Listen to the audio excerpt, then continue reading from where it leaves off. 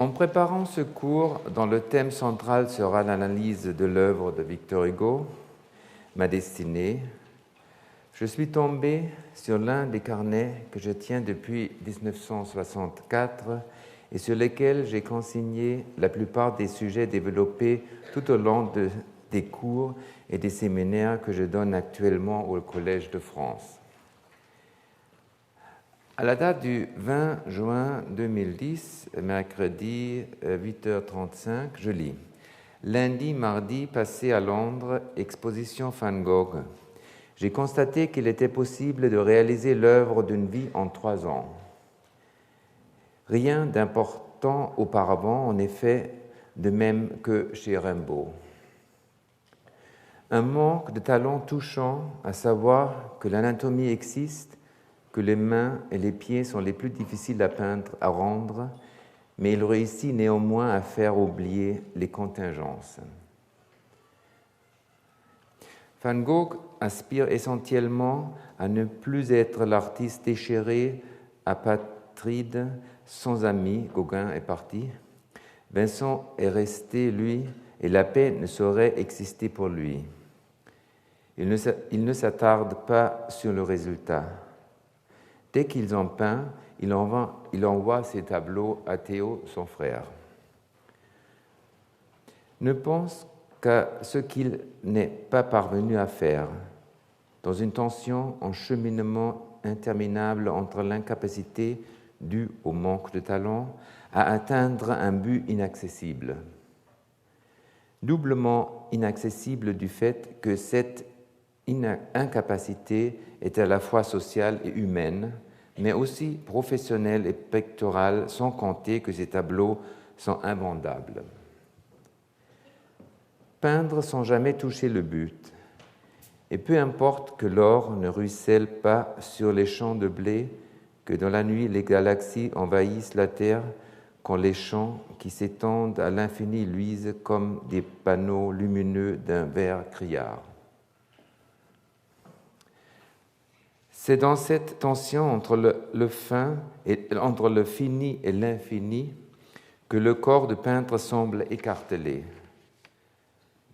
C'est une toute autre intranquillité que celle de Picasso qui offre, elle, une production presque illimitée, une toute-puissance, une sorte de désir d'infinitude. Les artistes ne connaissent pas le repos. Ils ne se disent pas au 7e jour que c'était bien. Comment réconcilier l'œuvre d'art achevée avec l'infinitude de l'être? En ne s'arrêtant jamais, en ne s'attardant pas, en ne pensant pas, à l'instar de Faust, reste encore un instant, tu es si beau. Mais en exprimant ce qui se passe, ce qui est de l'art. Que le verbe ne devienne pas chair, qu'il s'en tienne à la désincarnation.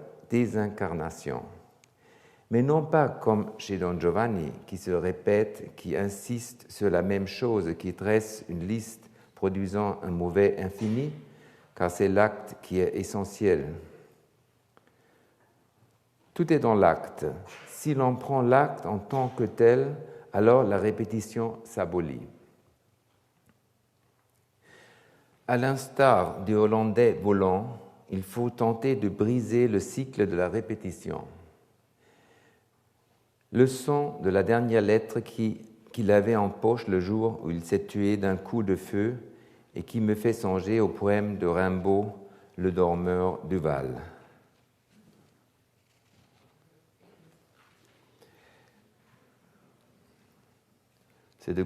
C'était de Gustave Courbet, L'homme blessé. Ça, c'est de moi.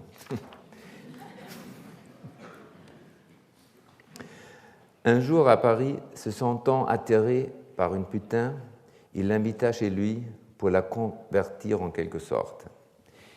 Il s'agissait de sa part d'une provocation à l'égard de sa famille, à laquelle il était par ailleurs très attaché. Les putains, ce sont ces femmes généreuses qui, par leur totale disponibilité, même feinte, se répandent sur le globe tel des ondes sans jamais se poser. De même que l'artiste, elles sont dans la contradiction oscillant entre le processus et le résultat. Dans un même mouvement, elles s'ouvrent toutes pour mieux se refermer. Mon processus de pensée fait que je ne puis m'empêcher de superposer différentes idées appartenant à diverses époques, appliquées comme principes philosophiques et systèmes de production. Ainsi, avant d'écrire sur Victor Hugo, j'ai fait un détour par Van Gogh en passant par mon journal. Victor Hugo est-il un romantique ? Le romantisme, compris comme système philosophique, comme attitude relevant d'un choix esthétique autant qu'éthique. Le romantisme, champ d'action de l'artiste d'un point de vue politique, dans sa volonté de s'intéresser au cosmos, d'englober la nature dans le monde humain, de contempler les étoiles, la mer, les champs, autant qu'autrui et soi-même. Le romantisme d'engagement, celui qui pousse l'artiste à montrer un autre chemin hors de la tradition et du conformisme. En cela, Victor Hugo est un romantique. Les romantiques voulaient l'infinitude ontologique de l'être dans le corps conscrit de l'œuvre d'art, et ils y parvinrent d'une certaine manière. Par exemple, Joseph von Eichendorff, dans son poème « Le soir », où la pensée, si ce n'est l'âme, parcourt le monde le soir, puis revient comme deux droites parallèles qui se rejoignent à l'infini, ou comme deux droites infinies qui réapparaissent de l'autre côté. Comment puis-je, en tant que peintre, admettre la matérialité, la finitude d'un tableau, tout en décelant en lui l'infinitude de l'être ? Cette notion d'infinitude me fait songer à l'œuvre de Walter de Maria au Vertical Earth Kilometer. On a vu ça dans une autre conférence, on a eu la photo. Quand je suis proche du tableau, se présente une structure abstraite, sorte de système moléculaire qui devient une composition singulière aboutie quand on s'en éloigne pour en avoir une vue d'ensemble. Il s'opère d'une inversion de sens puisque, quand on regarde l'ensemble, comme lorsqu'en survolant la Terre, on ne voit qu'une succession de plans géologiques, tandis qu'en pénétrant à l'intérieur, en s'approchant au plus près de l'image, elle devient abstraction. Alors qu'il ne s'agit ni de l'un ni de l'autre, ni du proche ni du lointain, mais d'un va-et-vient, d'un tremblement entre les deux.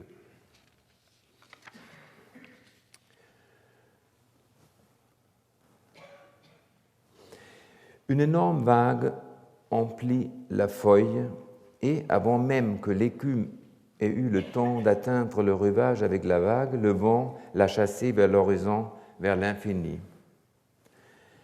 Ma destinée. Dans ce La Vie, Victor Hugo inscrit sa vie, son destin de poète dans l'éternité.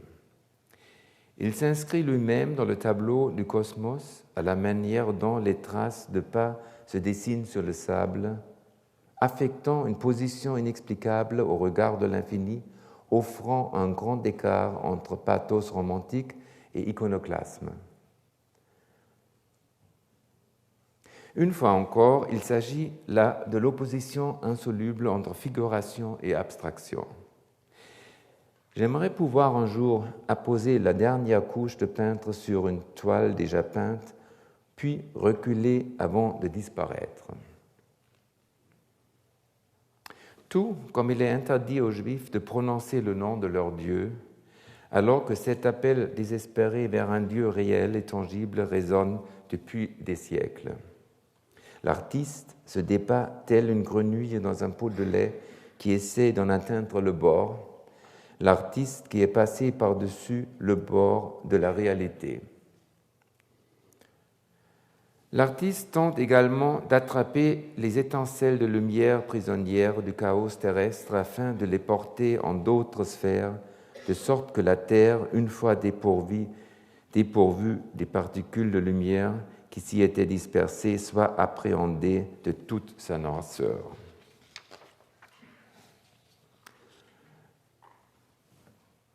Je rejoins la pensée de Valentin selon laquelle, suivant en cela le manichéisme, il faut extraire les étincelles de lumière de la terre pour les monter dans les hauteurs et laisser la terre sans aucun soleil intérieur, sans aucune lumière dans les ténèbres, afin qu'elle périsse. Alors on voit ici une petite vitrine et il y a la terre et il y a une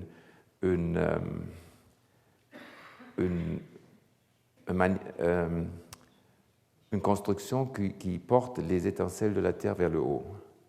Je ne sais pas le mot, une cour. Hein?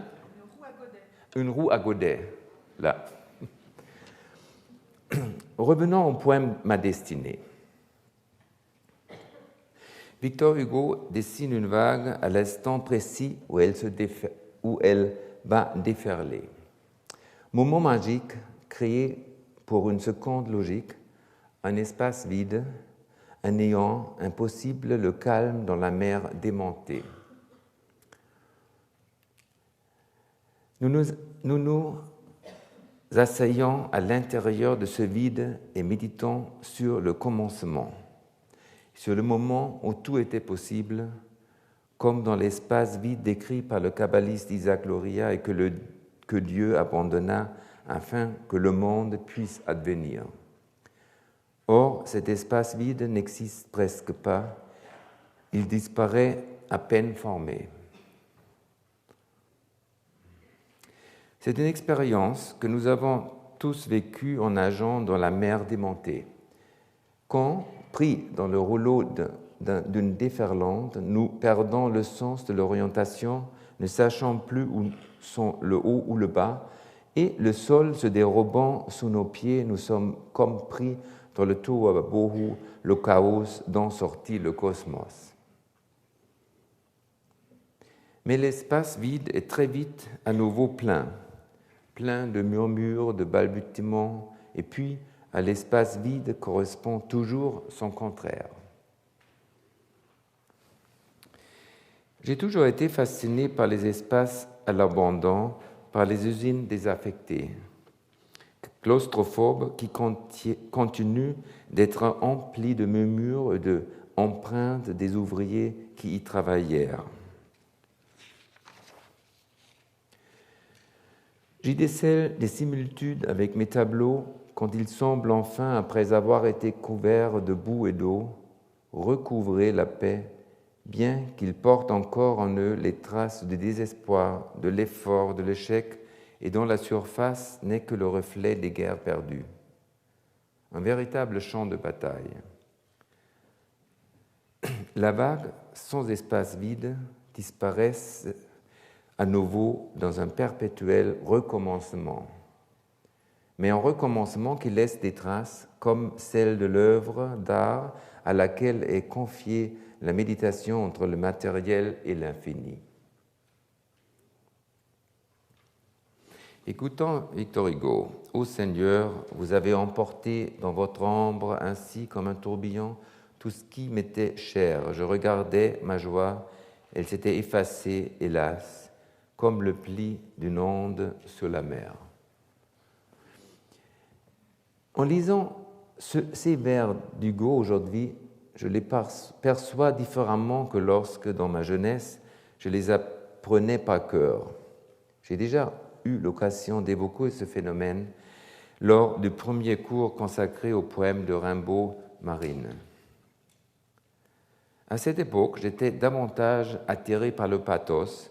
En plus, le poème était creux, plus il était vide de son sens, telle la vague prête à se briser dans le dessin de Hugo, et plus je le trouvais beau.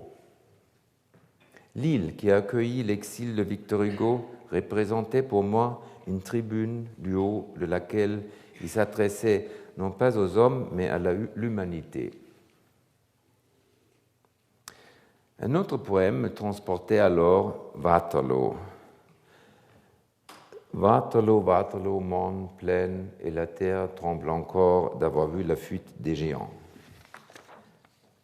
C'est à ce moment-là que la fuite des géants mit la Terre en mouvement pour toujours. La défaite de la Grande Armée, cet événement inimaginable, en généra un autre bien plus inimaginable encore, de l'ordre du séisme continu, alors que le rideau du temple de Jérusalem ne se déchire qu'une seule fois, puis le calme revint. Il s'agit là d'une concordance de temps entre le destin d'une nation et la géologie. En effet, le moment que celle-là, le destin de la Grande Armée, fut étroitement lié à un temps géologique. Il est désormais difficile de trouver ces paysages intacts, des splendeurs parmi ce qu'il est convenu d'appeler les beautés de la nature. Le paysage serait-il devenu un réceptacle pour l'histoire? Deviendrait-il lui-même sujet, réagissant en tant que tel à la moindre provocation, frissonnant et tremblant comme indifférent aux appels des hommes? Autrefois, je percevais dans les poèmes de Victor Hugo la plainte de l'éphémère. Ainsi, dans son poème « Tristesse d'Olympe », il se promène sur les sentiers où il accompagnait son ami, regrettant que la nature n'ait gardé aucun souvenir de son passage. Voici un tableau que j'ai peint en me ressouvenant de ce poème.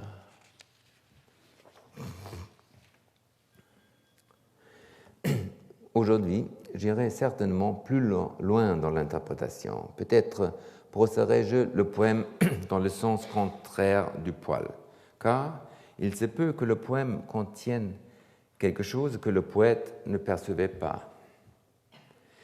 Je dirais qu'il ne s'agissait pas tant d'un deuil individuel de l'éphémère, non plus de l'aspiration vers ce qui n'est pas tangible, n'allant ni dans le sens du passé ni dans celui du présent. Pas davantage d'un pressentiment qui ne tiendrait compte que du processus et non pas du résultat, mais de la tentative de réunir l'œuvre finie avec l'infini. Ce dessin a pour titre « Ma destinée » et le navire posé sur la crête de la vague semble mener sa propre existence, matérialiser en lui le seul événement menaçant. Nous pouvons tout aussi bien cependant nous représenter ce dessin sans le bateau. Il prendrait alors un sens plus général, un sens plus philosophique qui donnerait un autre éclairage au dessin. Alors nous avons supprimé le bateau. C'est permis. En musique, on a sans cesse recours aux variations, au remaniement d'une composition déjà existante.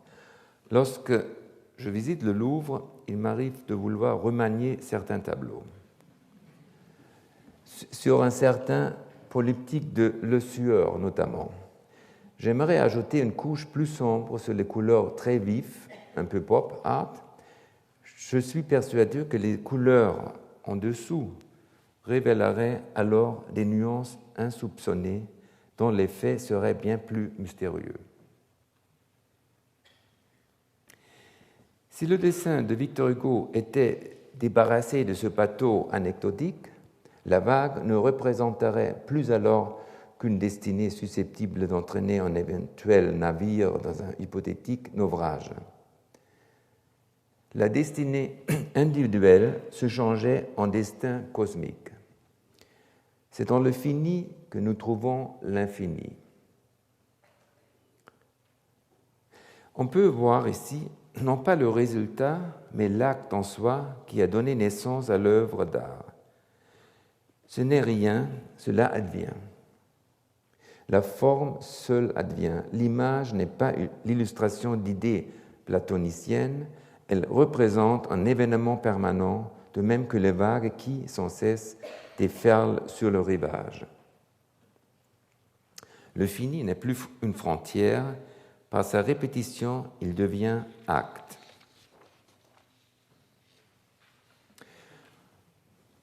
Or, c'est précisément ce qu'a représenté Monet dans ses tableaux de la maturité.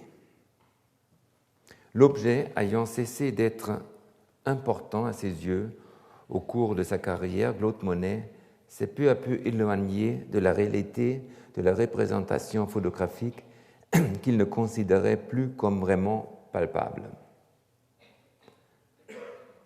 Quand il entreprit de peindre des meules de foin, il pensa que 2 toiles suffiraient, une par beau temps, l'autre par temps ouvert.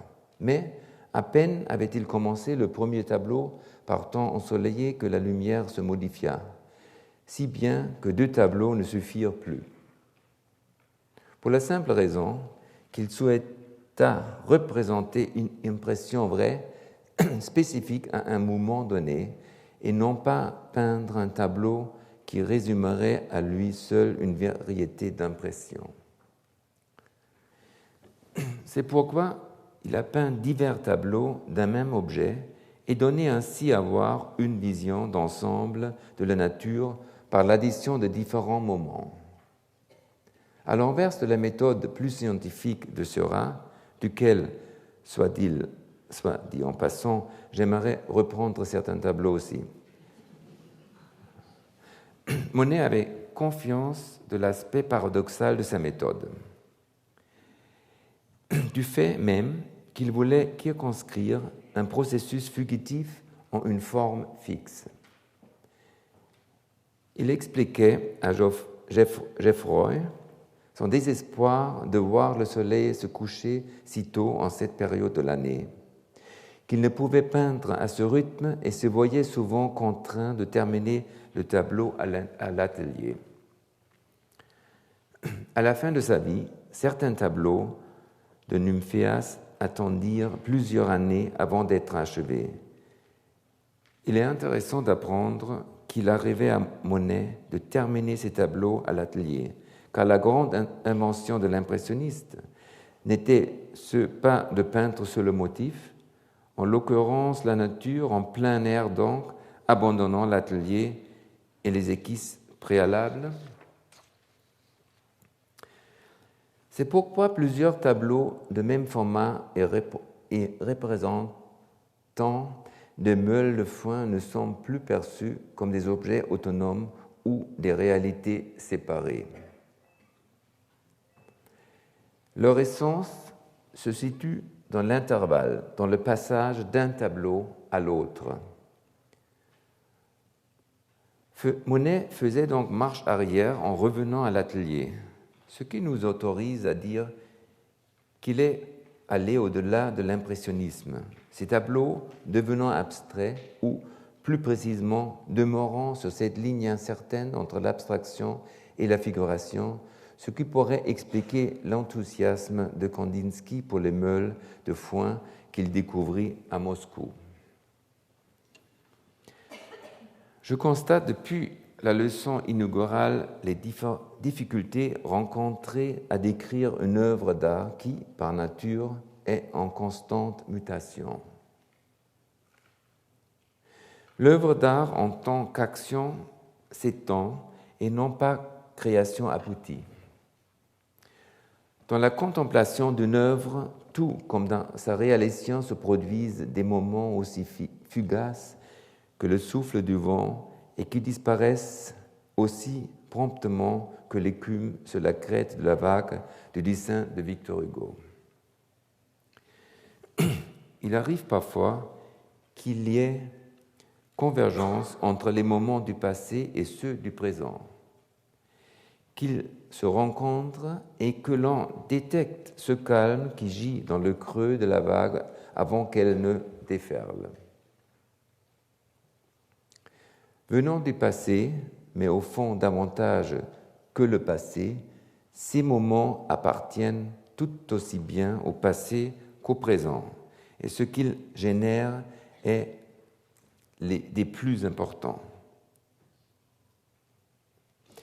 J'ai relevé chez Proust, dans un passage du temps retrouvé, une transcription du processus de la naissance de l'œuvre si difficile à décrire. L'auteur y évoque quelle fut sa joie après une longue période de déception et de doute quant à sa vocation d'écrivain, lorsqu'il connut soudain le bonheur de se sentir artiste et de commencer une œuvre qui, à son insu, était entamée depuis longtemps déjà. Lisons.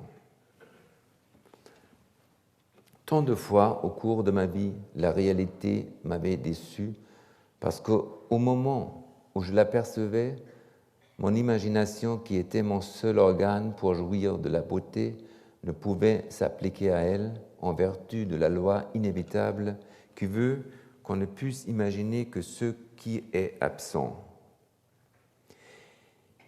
Et voici que, soudain, l'effet de cette dure loi s'était trouvé neutralisé, suspendu, par un expédient merveilleux de la nature qui avait fait miroiter une sensation brue de la fourchette et du marteau, même titre de livre, etc.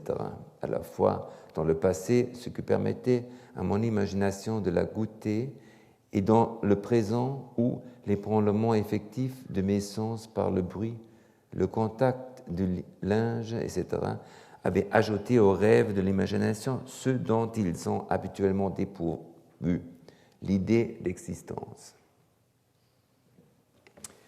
Les idées, la prise de conscience viennent à l'esprit du narrateur lorsqu'il se rend dans la nouvelle demeure des Guermantes, où se donne un concert.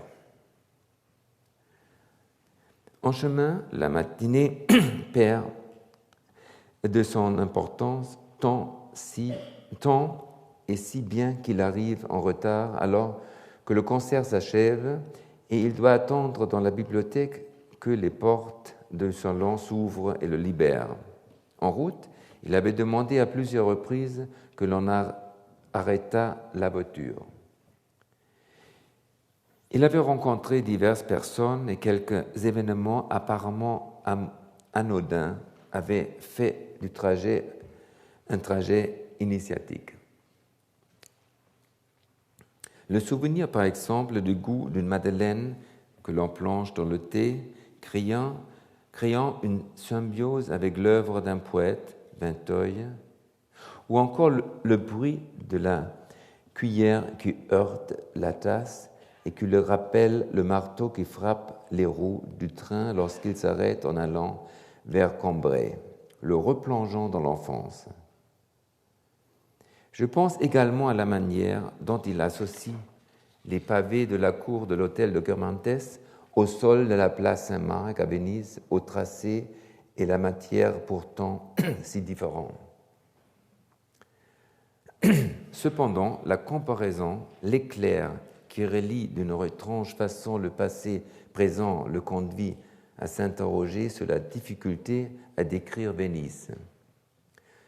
Sa raison, toujours en éveil, et son œil généralement des plus perspicaces, ne lui avait pourtant procuré aucun plaisir, était resté infécond.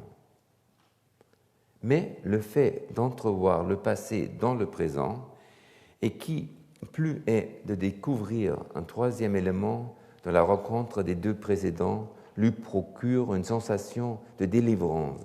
Je cite. Mais c'est quelquefois au moment où tout nous semble perdu que l'avertissement arrive qui peut nous sauver. On a frappé à toutes les portes qui ne donnent sur rien. Et la seule par où on peut entrer et qu'on aurait cherché en vain pendant 5 ans, on y heurte sans le savoir et elle s'ouvre. Retrouver le temps perdu signifie non pas se ressouvenir du passé avec nostalgie ou pratiquer une quelconque analyse, mais générer des étincelles avec le matériau présent avant de surpasser le passé et le présent, de même que la fusion nucléaire produit toute autre chose qui, une fois l'impulsion donnée, peut se reproduire de manière continue en dehors de tout autre apport d'énergie.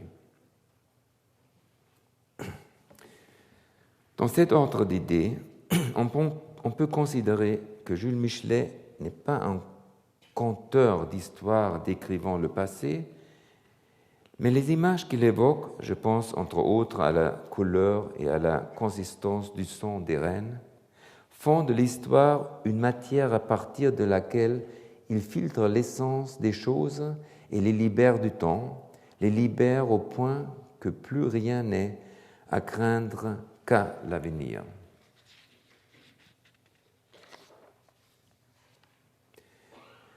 Michelet ne se borne pas à retracer l'histoire à travers le seul prisme de l'intellect, cette histoire qui chez d'autres est livrée toute desséchée.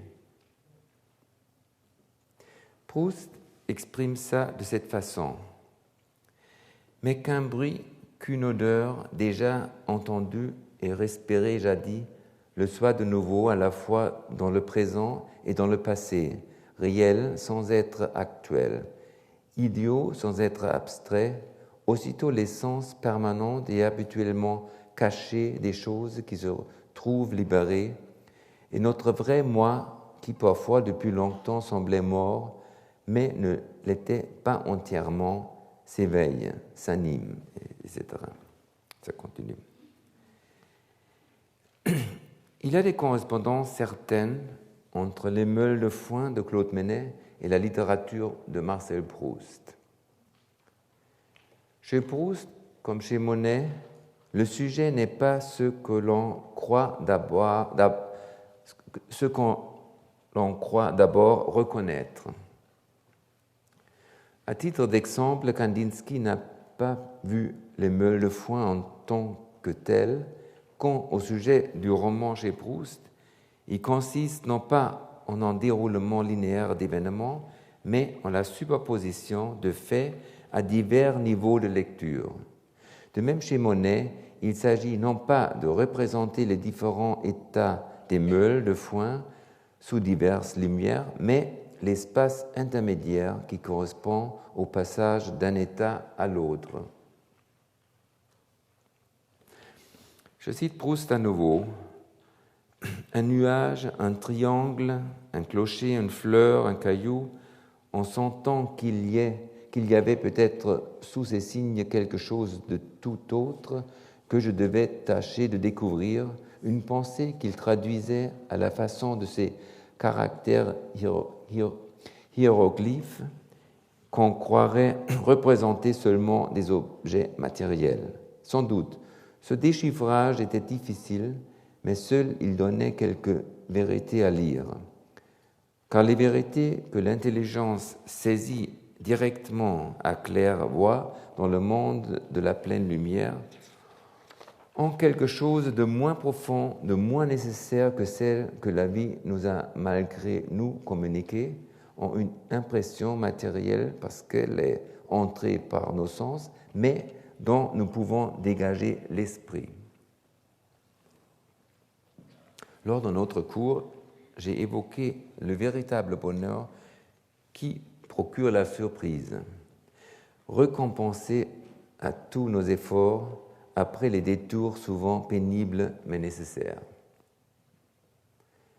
Cette surprise, qui se situe parfois sur 2 ou 3 niveaux différents, où se croise et se produit une rencontre inéluctable. Proust parle de la joie du réel retrouvé.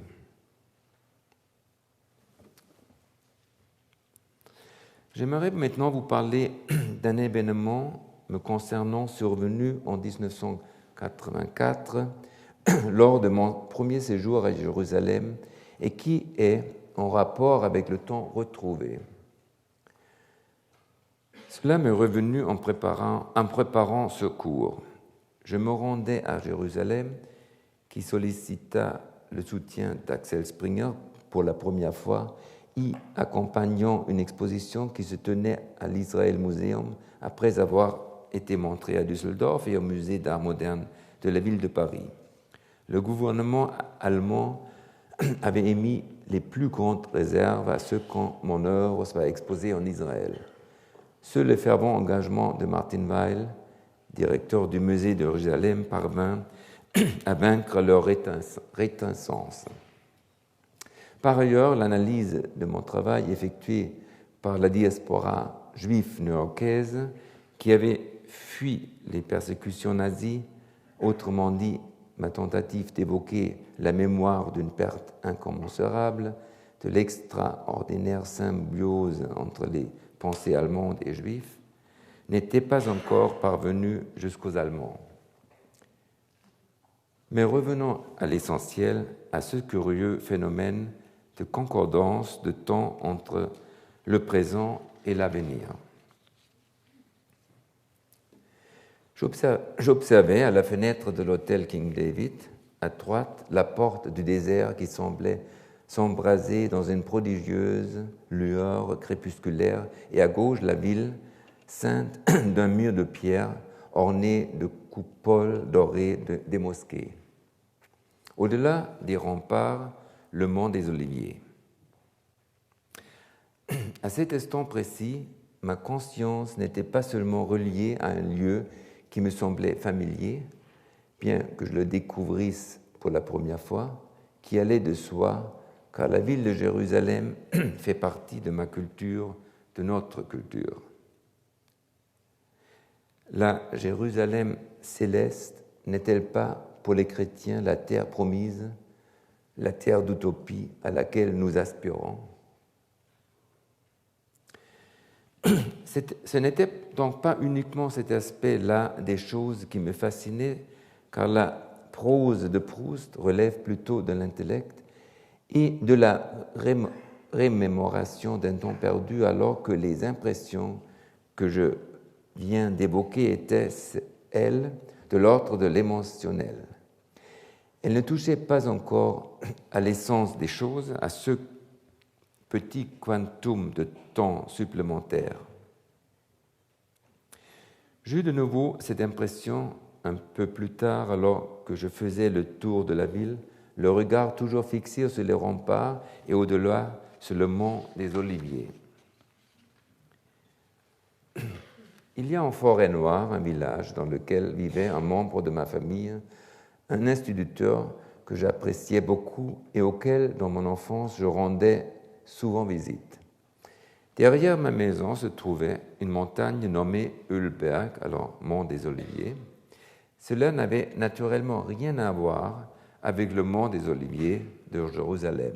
Elle avait été ainsi dénommée autrefois par les autochtones des paysans catholiques.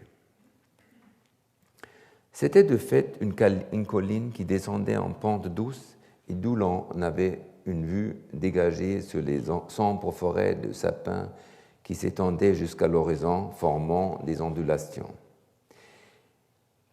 Exactement le contraire de l'autre mont des Oliviers que je contemplais depuis la ville céleste sur le balcon de l'hôtel, s'enfoncer dans la nuit.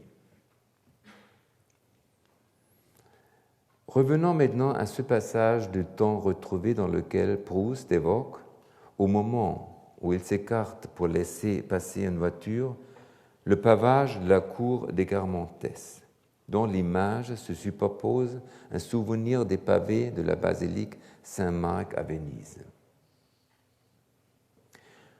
Tout comme le mont des Oliviers en fer noir n'a rien de commun avec celui de Jérusalem, le sol de la cour des Guermantes n'a objectivement pas le même aspect que celui de Saint-Marc. Mais dès l'instant où l'écrivain traverse la cour des Guermantes, la fusion des deux lieux s'opère, faisant concorder le présent avec le passé. Le choc provoqué par l'association des deux monts des Oliviers m'est toujours resté à l'esprit, m'apportant une énergie que rien ne saurait freiner et dont je m'alimente en travaillant. La conséquence directe de cet événement fut que je me mis à étudier la Kabbalah en me plongeant dans les écrits de Gershom Scholem et d'Isaac Luria. J'entrepris alors de transposer en images des actes réputés impossibles de rendre visibles. Une de ces tentatives fut présentée à la chapelle de la Salpêtrière en septembre 2000. où j'essayais de mettre en écho la mystique juive avec les arts en plein centre d'une église chrétienne. Faible écho, certes, de ce que j'avais vécu lors de mon premier voyage à Jérusalem, mais ce fut une de ces tentatives, comme toujours vouée à l'échec, de réunir physiquement, en l'occurrence dans une exposition, les deux moitiés d'une culture brutalement séparée par l'histoire. Dans ces tableaux, j'ai tenté de représenter l'irréprésentable, à savoir ce qui m'avait tant atterré dans la mystique juive depuis mon voyage à Jérusalem. Difficile exploit, en effet, que de mettre en image des idées aussi complexes et subtiles que le Tzimtzum ou le Tikkun.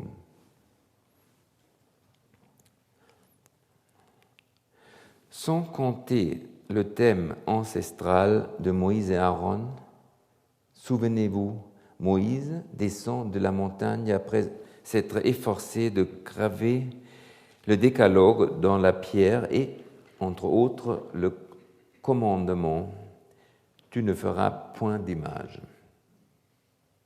Il remarque alors que Aaron vient de sculpter un veau d'or pour le peuple.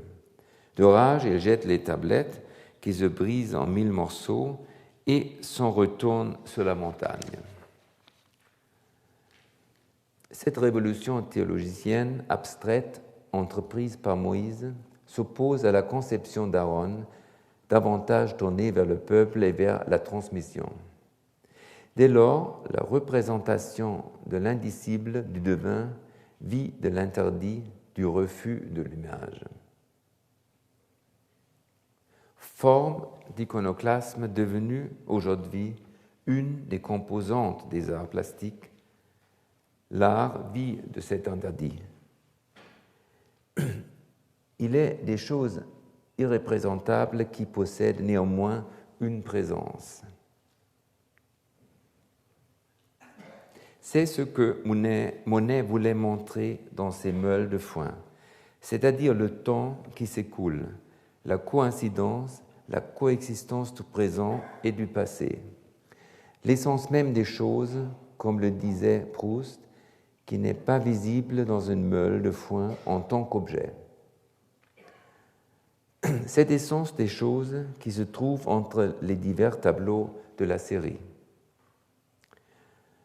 L'instant où Proust devient l'artiste, au terme d'une longue période de doute, n'est pas associé à la réorganisation d'un souvenir défini, mais se situe dans l'instantanéité de l'éclair difficile à appréhender et qui échappe à toute représentation, par exemple quand il trempe la madeleine dans le thé ou quand il marche sur les pavés de la cour des Cormantes, tout en ayant les pavés de la place Saint-Marc en tête. Ce n'est ni l'évocation du sol de Venise, ni celle de la cour des Cormantes qui l'intéresse, mais ce qui se déroule dans l'entre-deux.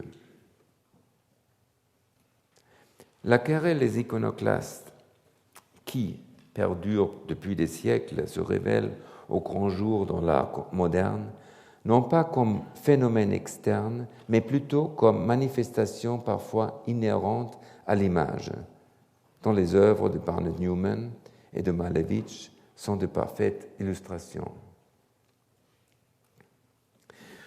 Ce que je veux dire ici n'apparaît plus sur la peinture de Newman, alors qu'en réalité il s'agit bien de cela, de la représentation invisible du combat entre Moïse et Aaron. Aaron, en représentant la théologie positive, désire exprimer quelque chose tel le veau d'or qui incarne le divin.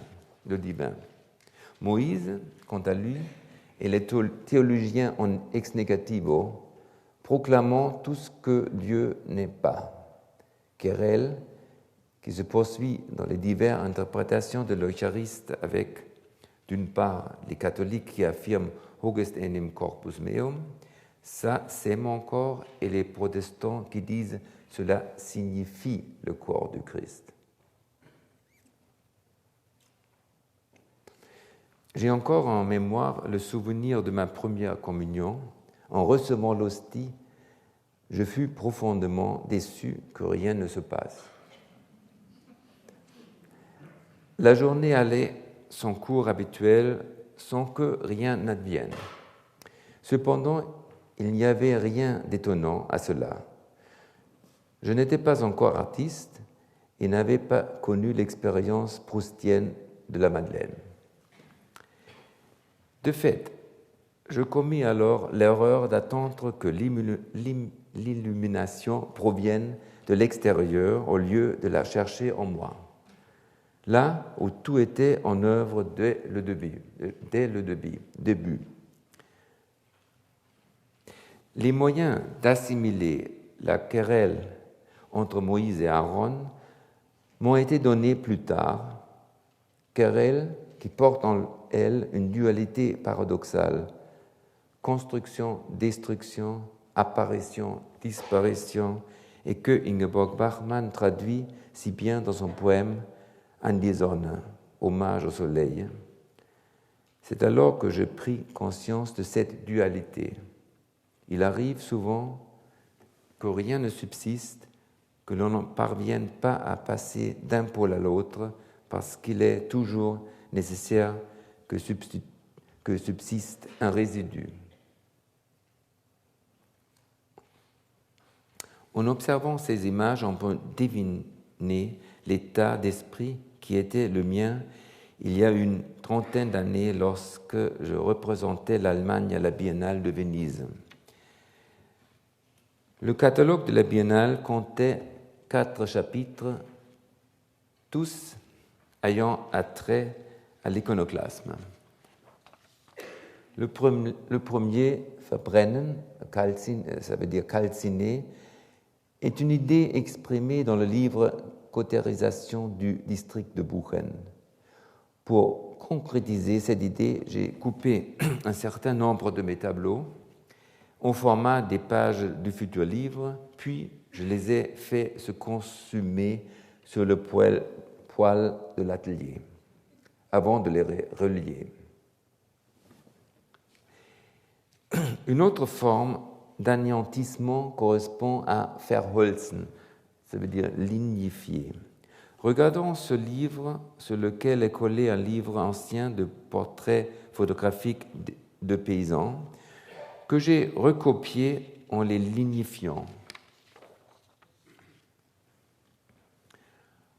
Enfin, les 2 autres chapitres étaient consacrés à versenken, ça veut dire immerger, et versanden, ça veut dire ensabler. À cette époque déjà, j'étais pris au paradoxe qui veut que l'artiste soit iconoclaste. Les exemples de ce combat sont nombreux dans l'histoire de l'art récente. Mais revenons au Lavis de Victor Hugo. Si nous nous en sommes écartés, nous n'en perdons pas le fil pour autant. Il se peut que cela vous semble tiré par les cheveux, mais il se trouve que la vague sur le point de déferler, dont nous avons effacé le navire posé sur la crête, eh bien, cet événement qui ne dure guère plus d'une seconde logique, cet intervalle de la création d'un espace creux nous a conduits à l'essence même des choses. Le pathos de Victor Hugo, sa posture majestueuse et son acte artistique se résument en une laque qui se craquelle, un vernis sur fond granuleux. De la même façon que les fantastiques couleurs de Matisse ne sont que consolation, une berceuse désespérée au soir d'une histoire atroce, tout comme les affirmations de Warhol ne sont qu'une réplique cynique au fétichisme de l'univers marchand. Nous l'avons vu, Monet ne s'intéresse pas au sujet, au meule, le foin ou aux vues de Londres, ni même au rendu photographique d'un objet, mais la surface qui nous montre n'a rien de superficiel. Dans la série des cathédrales de Rouen, il répète le même motif, mais sous plusieurs éclairages à divers moments de la journée. En recourant à ce principe sériel, il ne s'intéresse plus à l'objet en tant que tel, mais, comme pour les meules, à ce qu'il y a entre, à ce qui se situe entre les diverses surfaces, à ce qui évolue durant la réalisation de chaque vue pendant le temps du travail. On peut dès lors imaginer que ce qui intéresse Monet n'est autre que le chemin parcouru d'un tableau à l'autre. C'est au fond le processus et non le résultat qui est essentiel pour lui. L'obscurité du gouffre formé par la vague avant de se briser me rappelle les autoportraits tardifs de Rembrandt.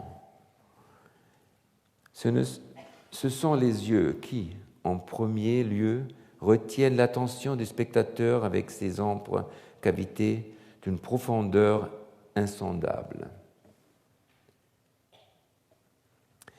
Et puis, les rides qui jouent autour de la cavité formée par les orbites, comme une descente vertigineuse vers un microcosme individuel qui, dans le même mouvement, est ascension dans le cosmos.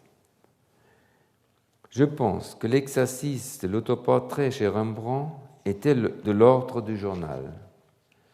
Un journal intime destiné à retenir le temps. Le grand nombre de ces autoportraits en témoigne. Nous pouvons suivre ses transformations au fil des ans. Outre son caractère qui se révèle de tableau en tableau, ce sont ses yeux qui toujours m'ont fasciné. J'y vois comme des trous noirs identiques aux trous noirs en astronomie et, bien évidemment, au creux noir de la vague déferlante de la vie, ma destinée. Merci.